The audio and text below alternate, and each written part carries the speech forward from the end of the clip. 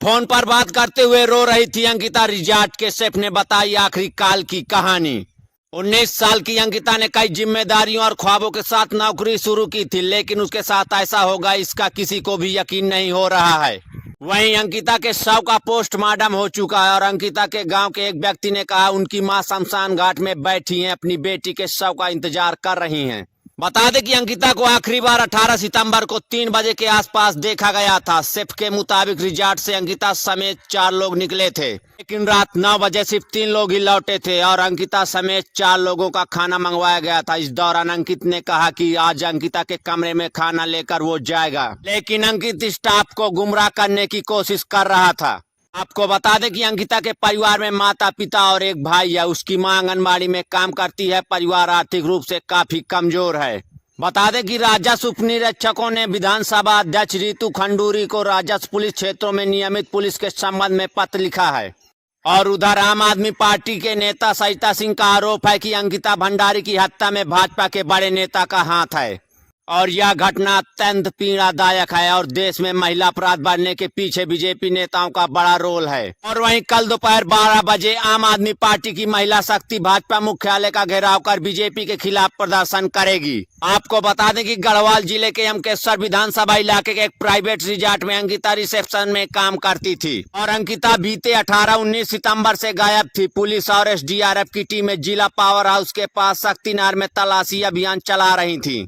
और वहीं शनिवार सुबह पुलिस को अंकिता की डेड बॉडी चिल्ला पावर हाउस के पास से मिली है।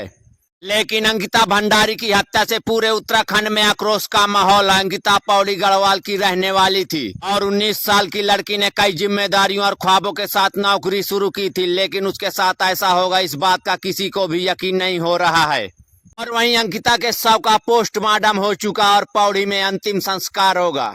लेकिन वहीं अंकिता के गांव के एक व्यक्ति ने कहा कि उनकी मां शमशान घाट में बैठी हैं और अपनी बेटी के शव का इंतजार कर रही हैं। और वहीं अंकिता का शव एम्स के पिछले गेट से लाया जा रहा है। इस दौरान लोगों ने पुलिस और प्रशासन के खिलाफ नारेबाजी की। बता दें कि आज तक से बातचीत में रिजॉर्ट में बतौर शेफ काम करने वाले शख्स ने कहा कि अंकिता ने रोते रोते कॉल की थी। उसने कहा था मेरा बैग ले आओ और मेरा बैग सड़क पर रख दो। और जब रिजॉर्ट का शेफ बैग लेकर गया तो वहां उसे अंकिता नहीं मिली। आपको बता दें कि उत्तराखंड की बेटी अंकिता भंडारी की मौत से पूरा प्रदेश गुस्से में है और पूरा परिवार सदमे में। अंकिता बेहद गरीब परिवार से ताल्लुक रखती थी और पिता ने मजदूरी करना छोड़ दिया था और मां आंगनबाड़ी में काम करती है। घर की आर्थिक स्थिति सुधारने के लिए अंकिता ने रिजॉर्ट में नौकरी करना शुरू किया था।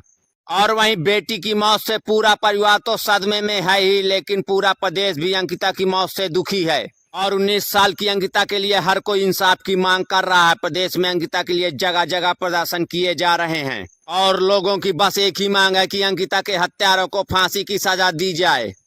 लेकिन वहीं अंकिता के पिता ने कहा कि उत्तराखंड के DGP से उनसे बात हुई है। उन्होंने दोषियों के खिलाफ कड़ी कार्रवाई का आश्वासन दिया है और अंकिता के पिता दोषियों की फांसी की मांग कर रहे हैं। और पिता ने कहा कि उन्हें अभी भी यकीन नहीं हो रहा कि उनकी बेटी अब इस दुनिया में नहीं है।